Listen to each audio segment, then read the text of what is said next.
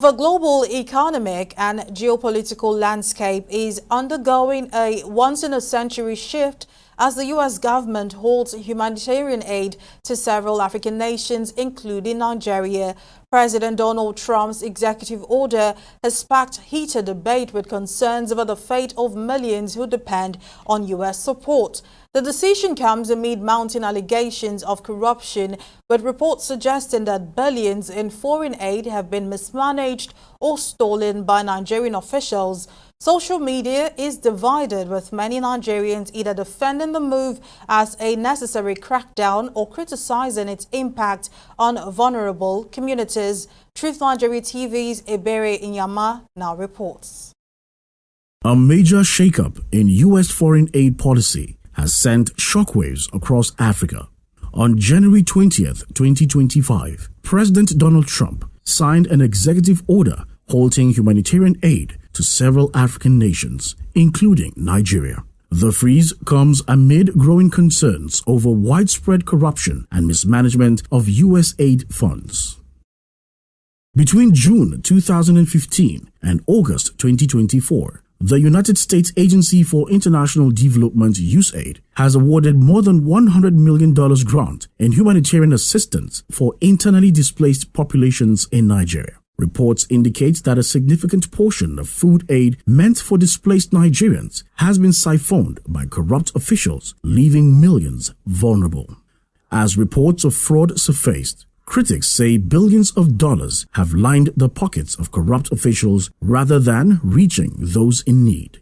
You know, he's a gambler and he knows what it takes to make a change after first failure. And he has seen the Americans as a nation that is taking responsibilities of other nations. And if you are a child of a nation or a leader and you are leading other nations, you must first of all harness their resources. Know whether your resources can help you to extend hands. One of the failures of black man nation is because of extensions in leadership.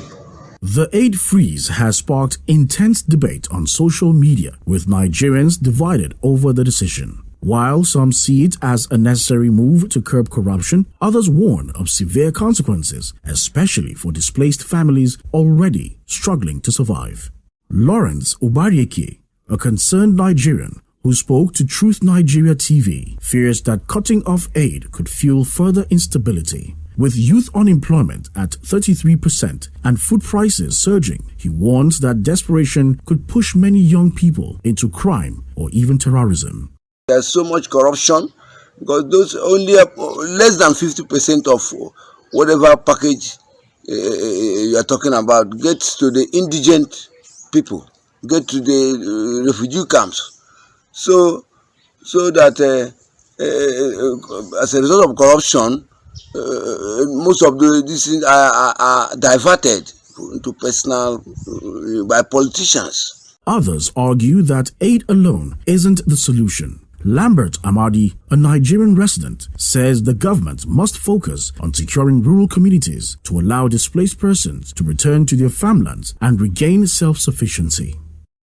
When you come to Nigeria, actually, it's going to affect the vulnerable, particularly those in DP camps, because most of the aid that is sent to Nigeria for humanitarian aid is used to feed them for their upkeep, medical and every other thing.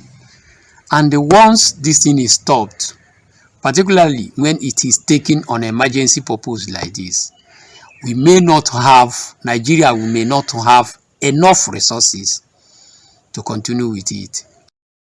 Over the next 3 months, U.S. Secretary of State Marco Rubio will review the aid freeze, deciding whether humanitarian assistance should resume. For Nigeria, a country where foreign aid has long been a lifeline and a source of corruption, the stakes couldn't be higher.